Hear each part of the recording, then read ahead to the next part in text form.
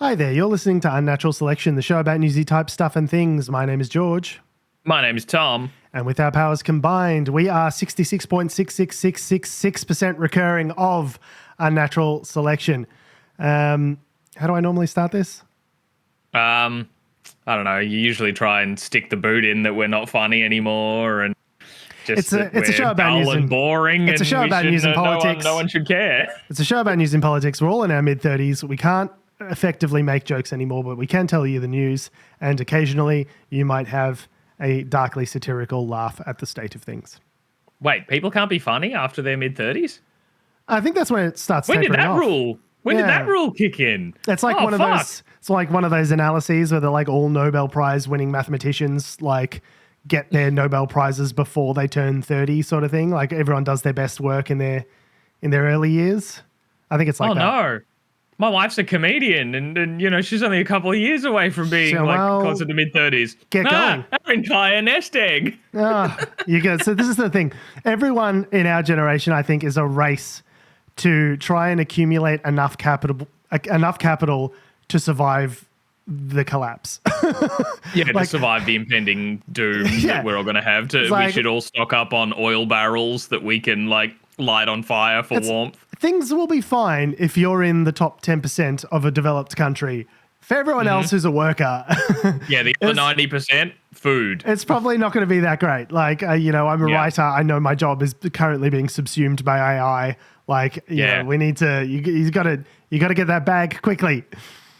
Yeah, you're going to need some sick software in the apocalypse. Yeah.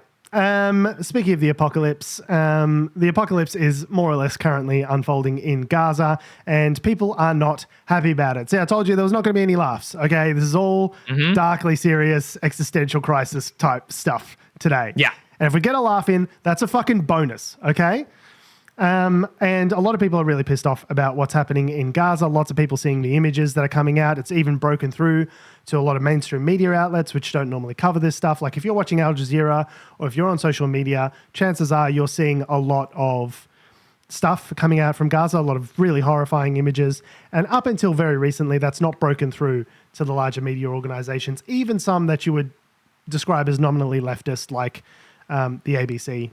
And things like that. Mainstream media outlets are really reticent to describe the situation as it is. That's my read on it, is that there's a lot of entrenched interests in a lot of mainstream newsrooms that aren't really allowing the full story to be told. There's a lot of influence from the Israeli government, especially with regards to, they don't allow journalists into the region. The journalists that they do allow into the region need to be embedded with Israeli troops, like a lot of stuff that we saw from the Iraq War with regards to how to spin a narrative about an unfolding disaster in terms of war. So it's been really heartening to see in the last couple of weeks that, as horrifying as these images are of the starvation and deprivation that's occurring in Gaza, the if you could call it an upside of that is that the mainstream media even now is picking up on these stories and showing images, in The Guardian and elsewhere in other major news outlets of people dying of starvation. And more people have died of starvation in Gaza due to Israel's policy of blockade in the last 2 months than they have in the entire conflict proceeding. So we're reaching a situation in Gaza where it is critical, where, malnutrition and starvation are not the sort of things that can just be turned around with 1 or 2 airdrops. You need specific monitoring. This is a policy decision. It's a policy, but it's also like you're reaching an inflection point where it's like in order to rehabilitate the people that are currently in a state of malnutrition, you need really explicit medical care. You can't just like give someone a sandwich and go, great, now you're not starving.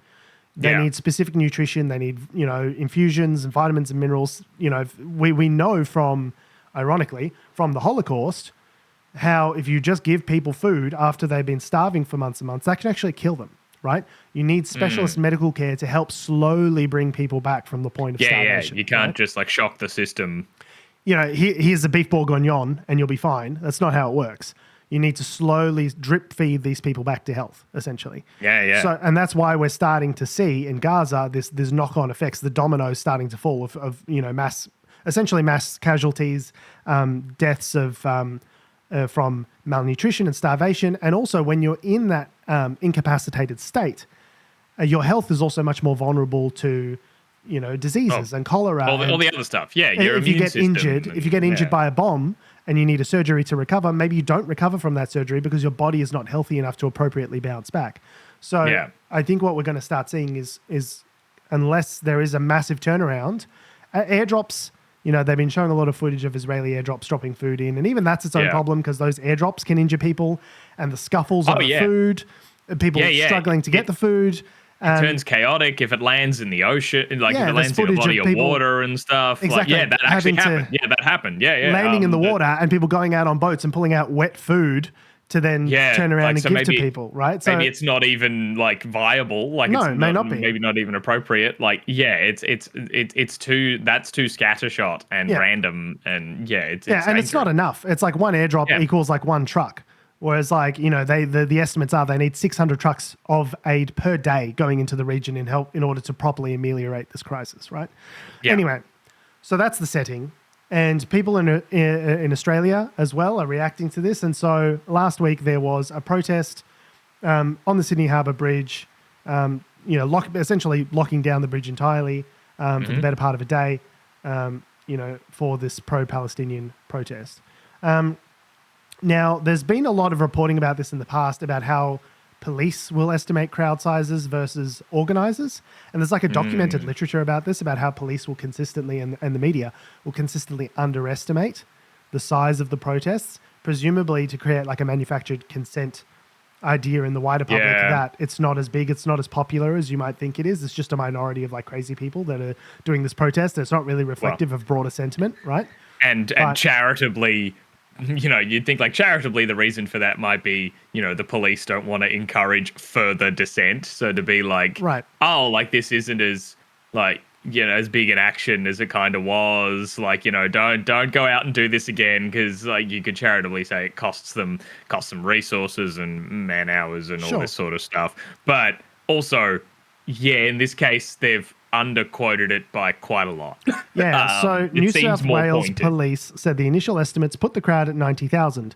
A spokesperson for rally organisers, the Palestine Action Group, and we'll come back to that group in a sec, said police had informed them 100,000 people were in attendance, but the group estimated the figure was close to 300,000. If you see images from these massive drone shots going over the Sydney Harbour Bridge, it does. It looks like hundreds of thousands of people. It's crazy. The bridge is massive, and they are packed in there like sardines across the entire length and width of the bridge. It is huge. I've climbed that bridge. It's fucking massive. It's huge. And I think that's part of what the protest was wanting to create, was that imagery to show people around the world, this is a major landmark and it's swarmed with people who are in opposition to this, starvation policy from Israel. Yep. So, assuming we split the difference, say it's between 100,000, 300,000, say it's 200,000, somewhere around there, still a massive protest. And there's literature which talks about the amount of people that are behind a movement versus the amount of people that protest. That only a fraction of people ever actually make it out to protest. And typically, I was reading this thing talking about how it's 3.5%. Once you get 3.5% of the population protesting against a thing, that movement is much more likely to succeed than other movements, because that 3.5% that are actually out on the streets typically tend to represent a majority of people in terms of have they got some kind of calculation that's one person at a protest equals 4 or 5 people who agree with this sentimentality?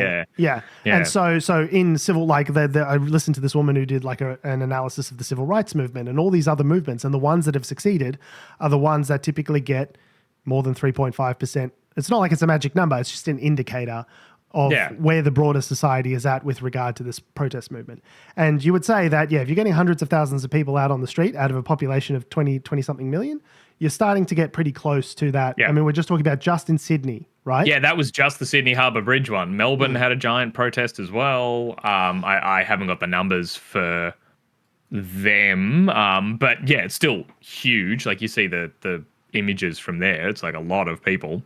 And we know that, police tend to underestimate, these numbers for a reason systematically. They've run analyses on this, right? So there was a situation where, New South Wales police were wanting to shut it down. They took the organisers to court. And I think it was like the day of or the day before they eventually did get permission from the court to run the protest. And part of the consideration was, part of the arguments, as I understand it, was that the organizers saying, look, people are going to turn up with or without us at this point. Like, this is not something that's necessarily within our control to just say, no, turn around and go home, guys. Don't worry about it. Just because you say the protest is illegal. So if this does go ahead, it's better for public safety with something of this size to actually have police resources and police attention onto it, because otherwise it'll get out of hand. It's actually less safe for the protesters and for everyone involved if this breaks out into something dangerous, right? So Deputy Police Commissioner Peter McKenna said it was... him and the Assistant Police Commissioner Adam Johnson had said is the largest protest they had seen in their time on the force. Johnson also said it was, quote, the most perilous in his 35 years of policing, which kind of makes it out to seem like it's like the protest was dangerous or the people was dangerous. I've heard no reports of that. It was not a riot. It was not and you see the headlines of the Australian, blood spilled at the Gaza protest, and it's a woman who's holding a baby doll covered in blood. Obviously, it's symbolic for the children who are being murdered in Gaza, but they're making out like it's this crazy Muslim woman who's like killing babies or something, and that's all the people who read The Australian are going to see. It's a complete misrepresentation. The protest itself was peaceful, right? Yeah, there's been no or none that I've seen at least, like any reporting or footage of like anyone getting into fights, I've barely even seen footage of like the police being brutal on anybody either. It was a peaceful, successful protest. It did exactly what it said on the tin. But I'm sorry it was inconvenient if you needed to fucking get to the North Shore or I don't know, Sydney. I don't know where the bridge is. But there's other bridges. There's more than one bridge in Sydney. Fine. There's a ferry. There's trains. You can take a ferry. It's fine. The ferry to Manly. It's lovely. People don't, something I find really frustrating about the media when it covers protest is that it never talks about the fact that like protest is supposed to be inconvenient.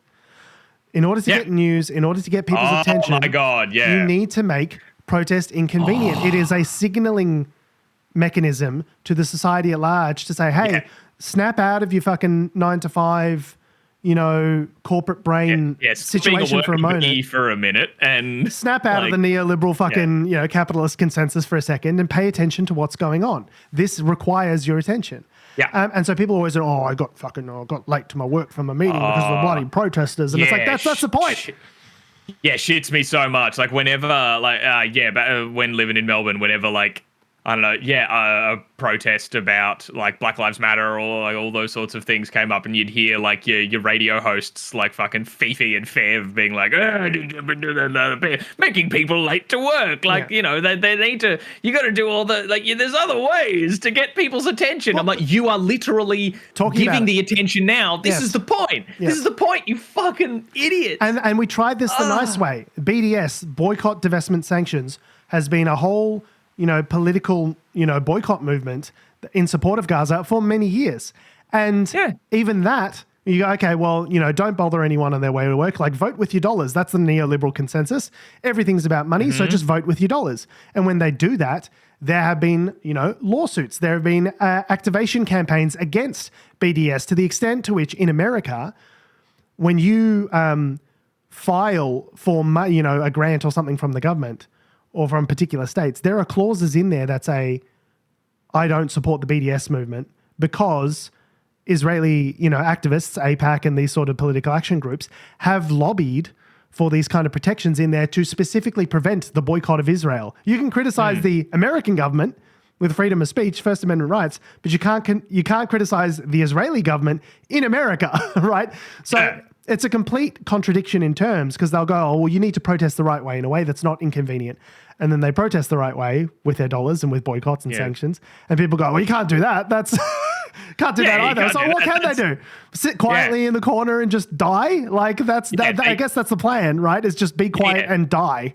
Yeah, that's what they can do. They can get on board is essentially how they behave in that sense. So if you create no acceptable mechanisms for people to, protest in a quiet, quote unquote, acceptable way, then people are going to revert to these kind of street actions, which take up a lot more time and press coverage and bring attention to the group. So the estimates from a So in this article, Aldo Ranieri, a Central Queensland University lecturer, an expert in crowd safety management, estimated the figure to be significantly higher than what the police suggested. You'll be unsurprised to know. Based on these dimensions, which they outline, person per square meter based on how much space is on the bridge and all that sort of. I love this. Fascinating. Yeah, like they know how big the Sydney Harbour Bridge is. They know its length. They know its width. It's just maths. They can looking at those aerial shots to be like, so based on what we know the width of this to be in a square meter, we've maybe got a density of 4 to 5 people. Must have been really hard to do because the weather, actually similar to today in Sydney, the weather was horrific. So it was a massive downpour, everyone with umbrellas. And people still turned out, which should give you an indication of the strength of the conviction of the movement, right? Yeah, of how much people think this is bullshit. So based on these dimensions, and what appeared to be an occupancy of 3 or 4 people per square meter, he estimated between 225,000 and 300,000 people attended, right? Yeah. So, I mean, this has got to be one of the largest marches in Australian political protest history, as far as I'm aware, right? Definitely up there. It matches the anti-Iraq war rally in 2003, which, it was estimated around 300,000. In 2023, 50,000 people took a march across the Sydney Harbour Bridge as part of World Pride. So it really does show that there is an over. Now, you would say maybe Sydney, it's a high Arab population. It's generally, compared to other areas of Australia, it's high population density. It's in a city, it's probably nominally lefty. So maybe a higher proportion of the people of Sydney would be amenable to this pro-Palestine position than in other areas of the country. But I still think it's really important to show that there is a real political constituency here. And I think the Labor government would be silly if they did not pay attention to this and just go from gravely concerned to extremely gravely, deeply concerned to we're writing a strongly worded letter, which is what Penny Wong said this week. You had a post about that, didn't you, Tom? Yeah, I was going to say. So this massive protest happened on Sunday, last Sunday. And yeah, I agree. It's like Labor and Australian government, you kind of need to pay attention to this. Pay attention to this. Your constituents are not on board with where your position currently is on this issue, right? That is a warning signal. Yeah. And then, since then, the news has come out that I don't think it was the Israeli, the Knesset? Knesset, the Israeli Knesset. parliament. Yeah, so I don't think it was the Israeli parliament. I think it was like a security council or something like that. But they came back and they voted. Yeah, it was like Israel votes on whether Israel should invade and occupy the entire of Gaza. Yeah, Israel says yes to Israel's occupation. Yeah. Yeah, they say, yep, we good, we happy, we good. Great. This is on the heels of the Knesset voting a couple of weeks ago to annex the West Bank. Bank. So, yeah. 79 to 15 or something, like overwhelming numbers in support of this, right? They're like really through two different decisions at this point, right? Yeah, with the combination of 2 different decisions, they have decided to occupy Palestine. Pretty much, right? Like we're just gonna, it's ours now. I mean, that's what they've been doing. That's what they've been doing in effect anyway. But forever. But it's interesting to see like a legal, justification behind it, and saying it publicly as well. Yeah. To publicly feel they feel safe to say that they can just take over another area and get away with it because we've allowed it. So that happened. The international community, you mean, that have supported Israel? Yeah. No, me personally. George, me and you. You're a Zionist, Tom? I had no idea. You and I have been sitting here. We've had the big magic button. I was sending arms to Israel the whole time. I just had to hit the button. That's what that's for? I thought that was a Diet Coke button like Donald Trump had. I was wondering why no Cokes were coming. But so this massive protest across the country happened last Sunday. Since then, Israel has said, yep, we're just going to take over the whole of Gaza and the West Bank. You guys cool with that? And we'll have the whole enchilada. Thank you. Yeah, and Foreign Minister Penny Wong sat in her office and saw both these things. Is like, Israel has greatly escalated their charitably war with Gaza rather than genocide, starvation, their occupation war crimes. Campaign. Yep. escalating their war crimes. And a significant portion of the country in our voter base thinks that what they're doing's awful. What shall I do? Oh, I'm going to cross my arms and give them the frowning of a lifetime when I say, please don't go down this path. Yeah, and they wrote a statement. That is literally the quote. We have urged you to not go down this path. Yeah. And what you are we going to stop the alleged two-way military trade that we've got with Israel? Yeah, exactly. No, but this is what I said in my post on Threads the other day of just like, look, like you could make it difficult for them to go down the path. Like, we're under no illusions that, like, Penny Wong is not the person sitting at a desk with the big red button that just ends this whole conflict. It's the USA, right? Well, yeah, the USA's got a bigger button to be able to stop that. But what we could do to be able to look ourselves in the mirror and sleep well at night is to at least say we did everything in our power to make it harder for them to do this. I love that you can ideally possibly sleep well at night. I love that for you. Especially if you're in a position of power in a government. Like, how the fuck do you sleep at all? But like, yes, you're right. Australia is not a massive component of the Israeli industrial military complex, right? I get that. I accept that we have a diminished role in terms of having an outcome on this conflict. We are largely powerless. But in combination with other countries that would say that they're going to sanction Israel, that they're going to recognize Palestine, if the international community banded together more and did what France is doing, right, intending to recognize Palestine as a state, those sorts of actions, you would put pressure on Israel. And we know that they're vulnerable to pressure because we've seen it. We saw it last week where they said, okay, you guys are really upset about this whole starvation thing. We're going to start allowing some aid in. And meanwhile, there's footage of protesters at the border in Israel physically putting their bodies in front of trucks with aid that are going into Gaza. And it is just infuriating to see. Like, when have the pro-starvation side ever been on the right side of history in an argument? People literally putting I understand that there's a depth of feeling and there's still anger and pain over October 7th. I don't discount any of that.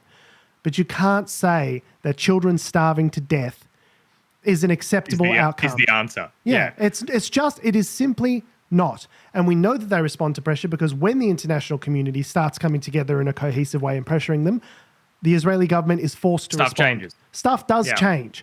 So we need to keep these kind of actions up because we know it has a demonstrable effect, right?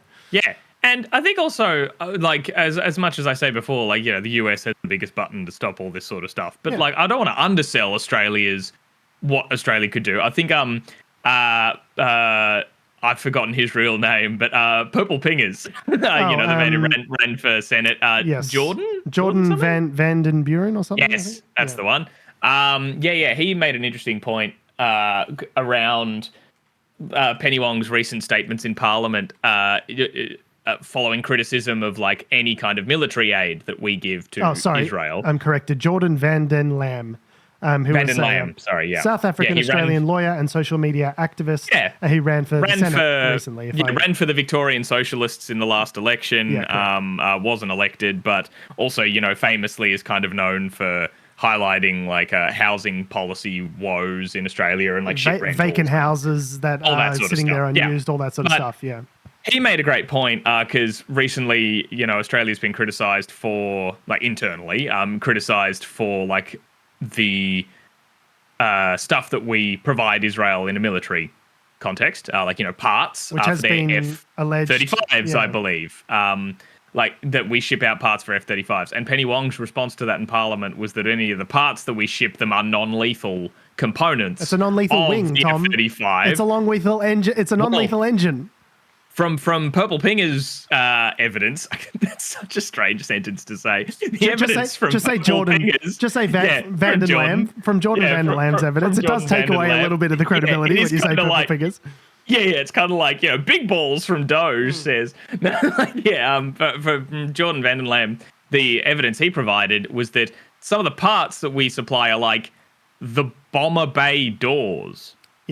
Of the F-35. So, like, a door is non-lethal, but the door opening is what allows the bomb to drop. Yeah, it's like and also some components of landing gear. So it's like, sure, the landing gear is not lethal, but they're not going to fucking fly the planes if they can't then come home and land safely. So if we stopped supplying these parts, it's crucial to their bomber planes working. So we could really impact their ability to keep fucking bombing the place. Yeah, it's like the ship of Theseus metaphor. It's like, well, if you replace all the parts of the ship, is it still the same ship? It's like, well, still the same ship. If the ship doesn't have a hull, the ship can't fucking go on the water, right? So it's like, it's like, I won't, like, I only supply the trigger for the gun, the bullets. Yeah, exactly. But you can't fucking fire the bullet. Exactly. Like, yeah, so we could actually make this really difficult for them. It wouldn't just be symbolic. Like, or just at the very least, more difficult than it currently is. Yeah, like you could make it more difficult. And I know we mentioned before, it's funny, we don't have Adam here to urge us on to be like, can we please fucking drop this? Adam's probably listening after the fact going, fucking move on, guys. It's been 25 minutes. Yeah, no, this is interesting. I'm in control now. I hold the control. You want to get nuts? Let's get nuts.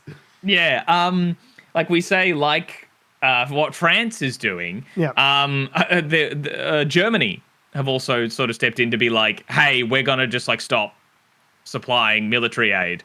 Like we're gonna reduce it at least. And you're seeing even a majority of Democrats now in the Senate in America. I think it was like 27 to whatever it was, 22 or something, whatever the Democratic minority is in the Senate, voting against aid to Israel in the context of what's now happening in Gaza. Like, it's starting to have an effect, even on mainstream, neoliberal fucking Democrats. I know I've used that word neoliberal like fucking 5 times in this podcast. I'll stop. But, even with mainstream, pearl-clutching Democrats, even they are starting to understand, hey, the majority is not, the majority of our voter base is not in the same position that we are on this anymore, right? Which is meaningful. This is how change happens. It takes, it's slowly, and then all at once, right? And obviously they don't hold the majority, so there's nothing they can really do, at least until the midterms, the Democrats. But yeah, it shows that there's a significant amount of people turning against Israel's campaign in Gaza, catching up to where I think most of us have been for some time. But that's progress, right? This is how it happens. Yeah. And it was just interesting to see, like, even Germany's kind of reining this in, because the article that I read. So tell me about the Germany thing. I didn't hear about that. I think Germany essentially said that they were going to be reducing the military aid that they provide to Israel, which is a big deal because Germany is a massive producer for that sort of stuff. A massive producer and I believe a massive supporter. And the article that I read this in, I'll have to try and find it because I didn't have it in front of me. No, that's all right. We weren't planning on talking about it necessarily. Yeah. So. But like mentioned, like I thought it was a bit like on the nose that the journalist wrote, like, and Germany has been a long, has long been a big supporter of Israel, ever since, in terms of export. They said ever since the incident, out of Holocaust guilt. Well, was just what they said in the sentence. And I was a bit like, ooh, like that feels a bit editorially there. Like, I know it's not a long stretch, but it's just sort of them. Yes, but there is a long history of teaching the Holocaust and being very aware of the Holocaust in Germany over successive generations. Which is great. You can't, I think the ownership of Nazi paraphernalia is illegal. You can't, you legally can't do a Hitler salute in Germany. Like, they've got a really now a very nuanced understanding of the part that they played in the Holocaust, or their ancestors did, and they've gone to I would say appropriate lengths to try and rectify that and teach the history and be aware of their complicity in what happened. So, if even Germany is saying, hey, even with the correction that we've made, towards the Jewish community, even in spite of that, we're still saying, hey, we're going to have to start cutting back on that aid. I mean, that's really meaningful, right? Yeah. So, here we go. It's suspending military exports. Yeah. I mean, that's a big deal. Yeah. Yep. Huge deal. If it was any other nation, they would be a pariah state. We would have declared them a rogue state like Syria, like Libya, and the United States would have instituted a no-fly zone and, probably would have fucking invaded at this point if it wasn't a US ally, like Israel in the region. So yeah, it's nice to see some sort of balance coming back into the conversation around Israel and their complicity in what's going on. Yeah, but yeah. And I guess from your point at the start of this about like mainstream media picking up on it, it's like It's far too late, but it's still good to see. And this is in the context of, I saw footage this week of Itamar Ben-Gvir going and praying at a mosque, which is one of the disputed sites. And, as of the 1967 agreement or whatever it was, Jews are prohibited. They're allowed to visit the site, but they're not allowed to pray at the site. That's part of the compromise that they reached as part of that agreement. Itamar Ben-Gvir and a bunch of his cronies, in open defiance of this, went and prayed at that mosque, in the last week or two. Like, you are seeing an increasingly recalcitrant, hard right wing of Israeli politics, completely unwilling to bend to even all of this international pressure that's coming in. Like, there's still elements of the hyper far right in Israel that are bucking this, and he's a member of the government, right? So it's not like the claims of genocide and all this sort of stuff is coming out of nowhere. You've got deliberately provocative actions from senior members inside the government, still in the context, on top of everything that's already going on with the blockade and starvation, going out of their way to provoke people. It's really just monstrous what they're doing. I really can't state it in strong enough terms. Anyway, we absolutely need to move on. Adam's losing his mind. Yeah, let's channel our inner Adam and move on to an Adam adjacent story, just for something funny before we get to something terrifying. Ghislaine Maxwell. Tasmanian Labour leader Dean Winter has filed a no confidence vote. What? Is it a month ago? No, it's now. The Tassie government is still in turmoil. The Labour guy has said, no, I have no confidence in the ability of the current Liberal government, which is what kicked off the election last time. Is it going to kick off another one? We don't know. Yeah. Tassie, sort your shit out. Isn't that funny? But I'm surprised because, the Liberal government has been making a hash of their attempted return to government, but I really don't know that the votes are there for Dean Winter, for the Labour government there to take... To form anything either. To form government either. Like, if we go to another election, which is what this is kind of... predicting that will happen as a result of this. Tasmanians are going to have had 2 elections in 3 months. I don't see any clear signals that this would break against the Liberal government in any meaningful way and return Labor to power. Like, it just seems like Game of Thrones style knifing of other people, just absolute chaos. Chaos is a ladder, as Littlefinger once said. It's Game of Thrones knifing, but with none of the skill. It seems it's just it's like a game of clowns. Yeah. Game of Clowns, the story of Australian politics. So watch that space, but there's a little bit of light brevity before we dive back into Ghislaine Maxwell. Yeah. So over the seas, back to America, back to Trump.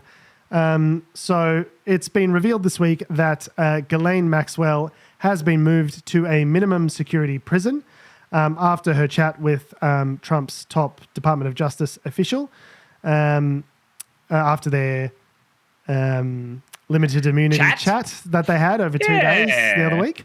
And even though they said nothing's been promised, nothing's been asked for, she has been moved to a minimum security prison away from a maximum security prison that she was in Texas, known as Club Fed, because of how lax it is and how cushy it is comparatively, right? And the Club Med being a place that is real, or is that only in TV shows? No, that's a real thing. I think it's a real place. Nice club or whatever in the States. I only know it by television, like so many things of American history. So the theory underlying all of this is that her lawyer has gone from saying nothing's promised, nothing was asked for, to openly calling for a commutation or a pardon from the Trump administration in exchange for the testimony that she's delivered. And presumably the idea behind that is they're going to collect a list of names from Ghislaine Maxwell. She's going to wink, wink, nod, nod and say Trump was definitely not involved in any of that sort of stuff, but all of these people were. Throw them under the bus, change the news story to being about Trump's relationship with Epstein to presumably prominent Democratic, political operatives' relationships with Epstein and try to draw the focus away, right? Here's a list of names where 2/3 of the way down, the name Donald was written and hastily scratched out, and then keep going. Yeah. Wink, wink, nudge, nudge. And there was a great post from Vought International which I saw this morning, which was like showed a redacted list of all the Spoof the Boys account. Yeah, which critiques conservative politics in America. Homelander is clearly a metaphor for Trump, and his psychotic kind of authoritarian tendencies. Trumpism and nationalist craziness. And they had a fake post of like, here are all the people who attended Herogasm, which is like a big orgy in the superhero orgy. Yeah. And and like all of the names are scratched out to show like, here are the only people that we want to reveal were at Herogasm, are the people we want to throw under the bus, sort of thing. Just brilliant fucking satire. The Boys is just fantastic. I cannot wait for the fifth season to come back. Like, just unreal. It's pretty nuts. And then also seeing all the right-wing shitheels who fucking love The Boys and are like, Homelander's the best. And then they're like, wait a minute. Is this fucking play about us? Yeah. It's like literally season 4 when they realize like, oh, hey, wait a minute. I think they're making fun of us. Yeah. So the Herogasm files by order of Homelander and Sister Sage. And it's, you see on the screen, like, there's like 3 or 4 names revealed. The rest are all redacted out with black. All redacted. It's just like, it really is just an absolute farce what is happening. But I guess the American public, his voters are all for it. They're happy for anything to change their narrative after, what is this, 5 or 6 weeks of the Epstein scandal? It's limped into its second month. It really is. It seems like a durable scandal for the Trump administration in a way that nothing else has been. Yeah. A newspaper reported on 23rd of July that Trump's Attorney General Pam Bondi, I always get that confused because of Bondi Beach, told him that there were multiple instances of his name, Trump's name, in the Epstein files, negating whatever benefit he had hoped would come from his grand jury directive. The House Oversight Committee on Tuesday subpoenaed Trump's Justice Department for Epstein investigation files, as per the Associated Press, further amplifying comments surrounding Maxwell's improved prison conditions. There's been no indication of why she's been moved. Like, normally you have to provide a detailed justification as to why this prisoner is okay moving from why they've gone from the Silence of the Lambs fucking prison, with a muzzle on her face, to why she's been moved to Club Fed. You need to provide a justification. Nothing like that has been forthcoming from the Trump administration. You'll be unsurprised to know. So it's pretty, if it is a move to, detract information away from Trump and you have a wink, wink, nudge, nudge agreement with Ghislaine to exculpate him from any involvement in the Epstein affair, it's a pretty bold-faced one. Like, I think everyone sees through this, right? It's like, just surely blatant. Like, it's so blatant. That's been the Trump MO for the last 10 years. We've always been at war with Oceania. Blatant. Eurasia has always been our enemy, and Oceania has always been our friend. Like, it's just, it's so blatant. It's like, we know what you're doing. We can all see what's happening here. Like, do you think we're dumb? As Joe Rogan said, do you think we're babies? Like, we all see even Joe Rogan can see what's happening. Yeah, surely. Wow. I know you've been talking to Adam and I a lot for the past few weeks and being like, oh my God, fuck these people for making me agree with the worst people. Fuck, I'm on the same side as Joe Rogan on something. And I will never forgive the Trump administration for putting me back on the side of Joe Rogan.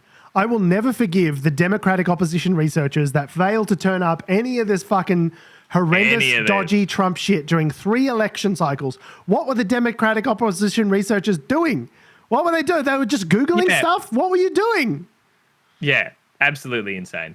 You're right. It's just absolutely blatant. And it is such an indictment, I think, on just the rest of the process that they can be so blatant. Yeah, and get away with it. Yeah, it's working.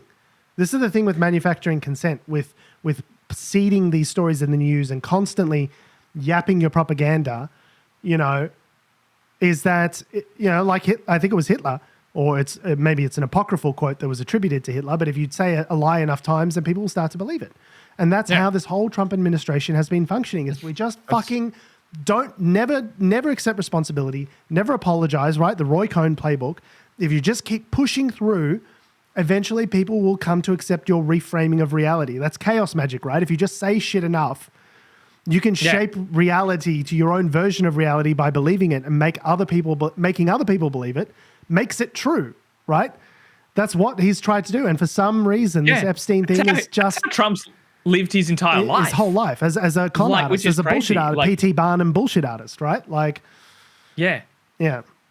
So we'll see where it goes. Hopefully, I mean, I really feel like this might be one of those things that just keeps kind of dripping along and sort of pulling, support away from Trump. I mean, one can only hope. Yeah. Another popular decision that Trump made this week was to fire the head of the Bureau of Labor Statistics. Now, statistics aren't needed. We don't need stats. Statistics. Honestly, 40% of people can tell you that. So I'll tell you the story and then I'll tell you what it reminds me of, right? So on August 1st, President Donald Trump took a step many economists had feared, as something he's been talking about for some time, firing the head of the Bureau of Labor Statistics, the non-partisan agency that collects a wide range of closely watched employment and price data. Trump said the commissioner is politically biased against him, and thus is the reason for his decision. Now, a bunch of intellectual Zambonis have come out after the fact and said, oh, no, it's because she wasn't very good at her job. It's not because of the thing that Trump said that it was about. Zambonis, yeah, the machines that go over the ice and smooth everything out after people have been skating. Right. I was going to say, I was like, I know they're the things that, like, do the layer of ice rinks and all that. Where's the... I was struggling to track the metaphor, and then intellectuals, and that's what John Lovett from the Pod Save America guys calls these people, because Trump will say, I'm firing her because she gave me bad job numbers. She gave the Bidens an explosion, incredible numbers for Joe Biden. And then as soon as I get in office, they're terrible numbers and she's politically motivated. And then all these fucking liars and bullshit artists are wheeled out behind Trump to tidy it up and clean it up. And they say, no, it's because she wasn't very good at her job. And, look at these big corrections. It's obviously, like the reason that he just said it is why he's firing her is definitely not the reason. What he meant was this. Totally much more palatable excuse, right? And there's always these fucking guys cleaning up after Trump. So I've directed my team to fire this Biden political appointee immediately, Trump wrote on Truth Social, referring to Erika McEntarfer, I always struggle with that name, who was nominated by President Joe Biden. Quote, she'll be replaced with someone much more competent and qualified. Important numbers like this must be fair and accurate. They can't be manipulated for political purposes. Now, of course, anyone who knows anything about statistics is that creating the jobs numbers is an incredibly labor-intensive process. A lot of it, checking prices, the way the Bureau of Labor Statistics works is it literally fucking calls people up. It sends surveys out to businesses, and they've got like a 2-week window to respond. And that's where the initial numbers come from. Of course, they do this out of the goodness of their heart, most of these companies. It's not like they're really invested in... to do it. Yeah. They're not it's not necessitated that they participate in these surveys. But businesses want good data, and so out of self-interest, a lot of them will supply it because, you want accurate statistics in order to be able to make business decisions. Yeah. But they do it over a month or 2 months when it suits them, right? And so it's very common for revisions to happen during the subsequent 2 months. Right? And there has been a massive revision in terms of the jobs numbers here. So what they said was Trump was reacting to the 73,000 jobs created in July, a lower number than many economists had expected, but also the downward revision totaling more than 200,000 jobs during the previous 2 months. But what we're talking about there is statistical accuracy. The more information you get back from survey results, and if the bulk of them come in that 2-month window, and during that 2-month window, the results have actually changed because of everything Trump is doing, fucking around with the economy and tariffs and creating all this instability and all this bullshit, the numbers are likely to be worse. And so, it's a massive revision, but what that revision reflects is additional data and additional statistical certainty, because the more replies you have, the statistical significance, the probability that the number is accurate increases. Right, as more information flows in. That's just how stats work, right? Yeah, but the numbers aren't ones that he likes. Like, I think we're coming at this with the idea that he would ever accept numbers that aren't what he wants them to be. The numbers are bad, so they must be untrue, right? Yeah. And so I'm going to fire the person that creates the numbers. Now, he's entitled to do that as the president. It's extremely uncommon. It's never happened before in recent history, as far as I'm aware.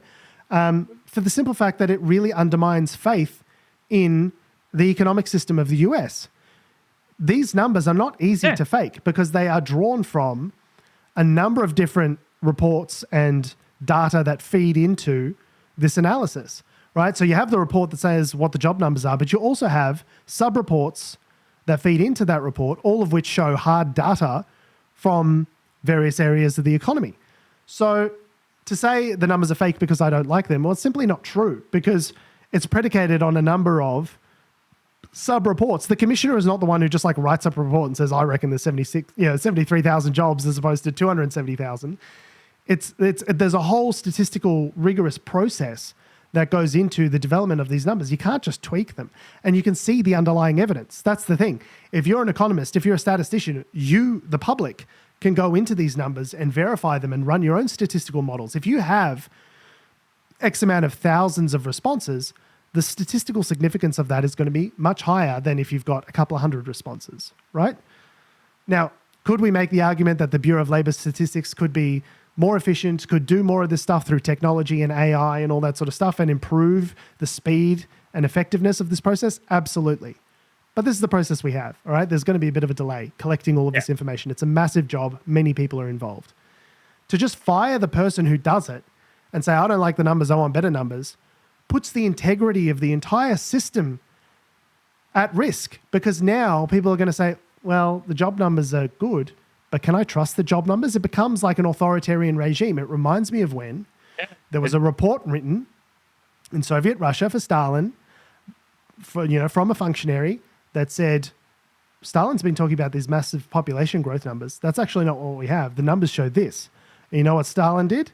He fucking got rid of that guy, right? Yeah. If the numbers aren't good, get rid of the guy that makes the numbers. And what you have then is a house of cards built on falsity that no one can then trust. It makes the US, the US's number one strength is that it's a good, reliable, secure, law and order place in which to do business, right? That's always been the predicate of US power and the US economic hegemony. Everything you said in that sentence is no longer true.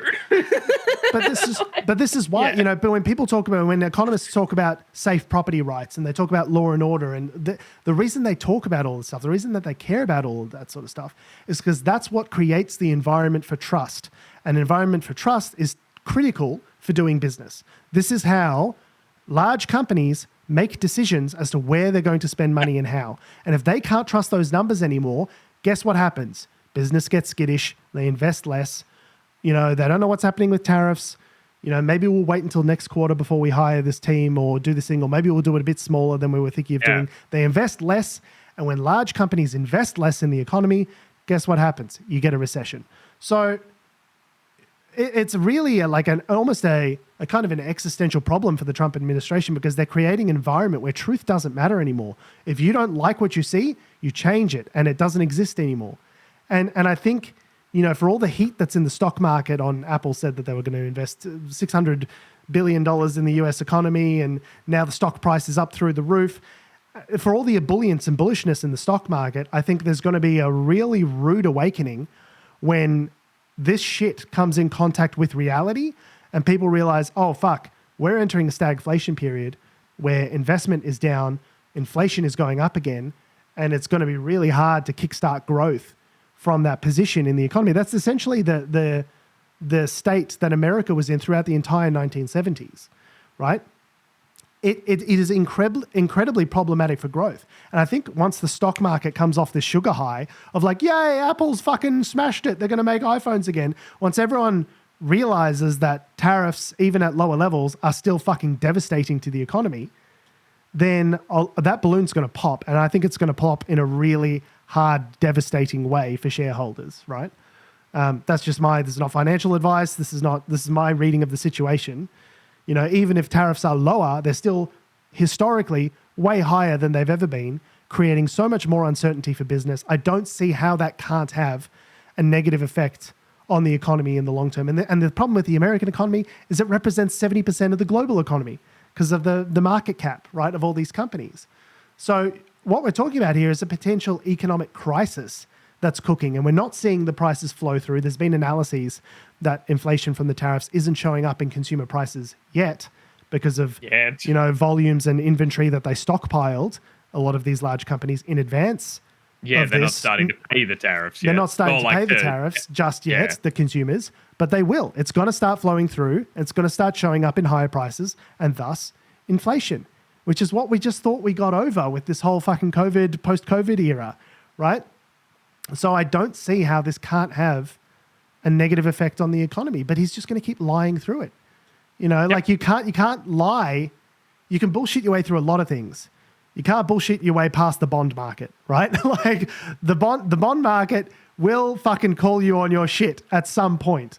So I think there's a real crisis that he's developing, and I don't know if he even really, I'm sure he doesn't realize it. He's just want good numbers good, right? You know, like he doesn't realize it. That's what I was just going to say. George, everything you just said, all that like quite in-depth, like proper and analytical breakdown of actually like proving the your position. Yeah. He has not thought about it that far. No. But he must have people, they must have economic advisors. They must have people that can surface this information. Like, even if he is pig-headed and doesn't want to listen to it, they must know that they're wrong, right? And the problem with I don't think he does. I reckon anyone who does do that, they're gone. They're gone. Just like the other person. He creates his own reality, as we've said. He creates his own reality, not just with his steadfastness to say whatever he wants in any particular moment, but he gets rid of anyone who doesn't follow it. Yeah, it's a classic authoritarian.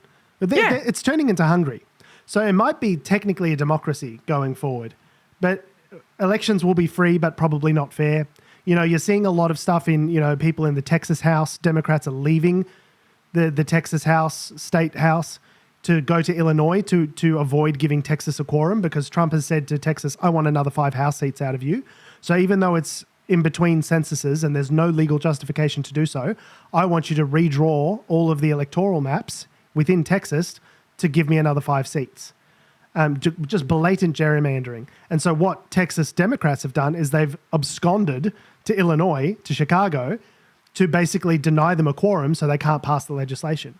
But that's what they're doing. They're going, oh, fuck, we're going to get absolutely washed away in the midterm elections. So Trump has basically given them a direction to cheat. Just fucking change the seat. If we don't like the reality that is facing us, change the reality. Yeah, you know, I hate to quote Frank Underwood, but if you don't like the way the table's set, turn over the table. Yeah, that is the kind of dangerous authoritarian politics that we're playing with. Speaking of dangerous authoritarian politics, there was a post from Homeland Security this week, the Homeland Security Twitter. Yes, which says, serve your noted meme channel. Oh, God, it's just sickening. Serve your country, defend your culture, no undergraduate degree required. So it's just, this is some serious, like I've only seen parts of the film Idiocracy, and I know people have been saying we've are you familiar with the film Idiocracy? I lost you there. So sorry, say again, from Idiocracy? Oh, like, yeah, I've only seen parts of the film Idiocracy. Yeah, I've seen it. It's good. And people have been saying that we've been living in Idiocracy for a while. We just keep getting dumber and dumber, basically, is the point of the film. Yeah. Yeah, that like a really dumb man by the late 90s standards flashes forward to the future where people are really dumb and he's like fucking... It's the Futurama thing, except he's a genius now. Yeah. And has like, you know, President fucking methamphetamine or so, I forget what his name is. And like crazy, like Ow My Balls is the most popular TV show and all that sort of stuff. But yeah, the kind of things of like just important government facilities posting something like, serve your country, defend your culture, no undergraduate degree required. I think if you were enticed by the first part of that sentence at all, like serve your country, you've got them. Like you've got them. If you read serve your country, oh, I'm in. I'm going to apply for this. Defend your culture. If that doesn't set off red flags for you, and you're oh yeah, this sounds like something I want to be a part of, I don't think you've got qualms about your qualifications. Defend your culture is legitimately a chilling fucking thing to hear from the Department of Homeland Security. That is openly horrific. What culture? You just want, hey, George Stepos here for Keeping It Real Times. What fucking culture are we talking about here? Are we? Can you define the culture that we're defending? Because what it sounds like is white supremacy, fucking white people, patriotism, America, rah rah, fuck yeah culture. Which I hate to tell you is not all of America, right? Like what happened to the rhetoric around, it was all coded before. It's about criminals, it's about cleaning up our streets and keeping Americans safe. And now it's openly white supremacist Nazi rhetoric. We are protecting white European culture from the Browns. Okay? Like that really is what that message is saying. Calling all fucking racists. And I wrote a post last week on my Substack, which I'm going to just plug here, called Calling All Brownshirts, about exactly how Homeland Security is lowering its standards and appealing to this white nationalist base that is increasingly toxic, increasingly powerful, it seems. A lot of them have been elevated to the top levels of the US government, including Pete Hegseth, who was retweeting stuff about how women shouldn't have the right to vote and all this sort of, shit.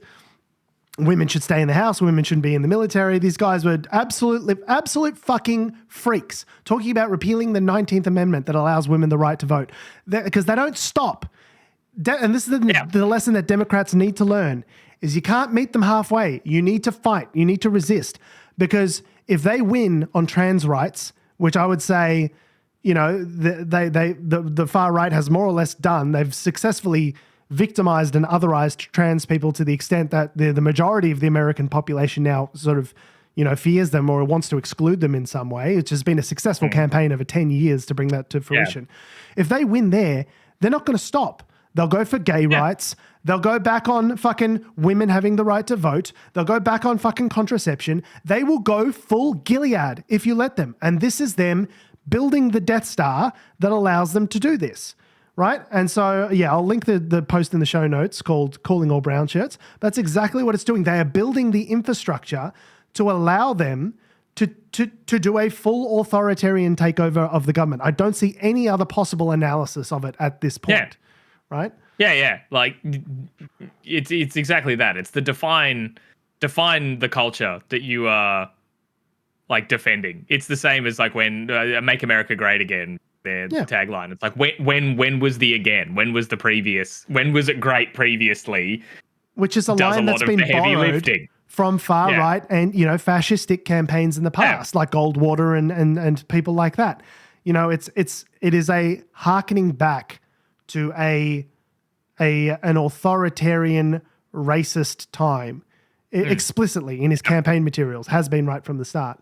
So, I mean, if this doesn't scare the absolute piss out of you in terms of what's coming from Homeland Security, especially after they just had their budget, bumped up by $178 billion over 4 years to match that of, Italy's military. Armies. It's literally a budget that is larger than Israel's military. And you can't say that Israel is encumbered militarily right now, right? This makes it the 15th largest army in the world by resources, right? Yeah, it's terrifying. Terrifying. Speaking of terrifying, I know we've got to get out of here soon, but the Trump campaign, in this vein, has more or less reinstituted the policy of family separation. So people remember the interwoven metal structures gag that's been running here on Unnatural Selection since 2018, I think it was, where basically they say it's not kids in cages, they're interwoven metal structures. Yeah, we're not putting them in cages. They're not cages. Yeah, it's an interwoven metal fence, and we're just keeping them. So essentially, what the New York Times has uncovered this week is the return of a systematic policy of separating kids from their parents in deportation proceedings. Now, it's obviously a narrower application because during that time in the first Trump administration where they were successfully executing this family separation policy where, kids and their parents kids separately came from their parents to the United States and ICE would separate them and deport the parents and not the kids or vice versa. And they were explicitly prevented from carrying that out with a court order. Yeah. And so what they're doing now is they've got, asylum seekers and people in the country. And what they're saying is, you asylum seeker have not met the conditions to stay here. We're deporting fucking everyone. We don't care what the conditions are. You can go back to wherever the fuck you came from. And you can take your kids with you. And in the case of some of these people that they've profiled here, they found at least 9 cases where this has happened in the New York Times reporting.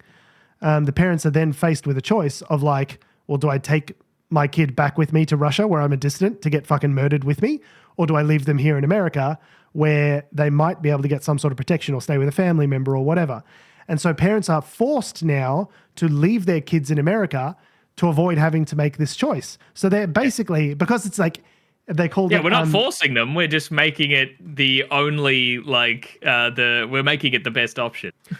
Because internal separation is not specifically prohibited by that court order, they're doing it this way rather than the other way. But we're giving you a choice, but the choice is a Hobson's choice. There's only one good choice, and that's to leave your kids where they might be safe. As someone who has a kid, I can't imagine a scenario where I would have to leave my kid for indefinitely, months, maybe years, maybe I have to go off and get killed, and the only choice I have for the safety of my child is to leave them in a less uncertain scenario, in the United States. Like, that is an absolutely heartbreaking decision for anyone to, and I think to most parents' minds, it's not a decision at all. They're like, well, if I'm going to go home and get murdered, my child's not coming with me. I'm not going to, the one duty you have as a parent is to protect your children, even at the expense of yourself, right? That's the one thing that is asked of you as a parent, is to protect your child at all costs.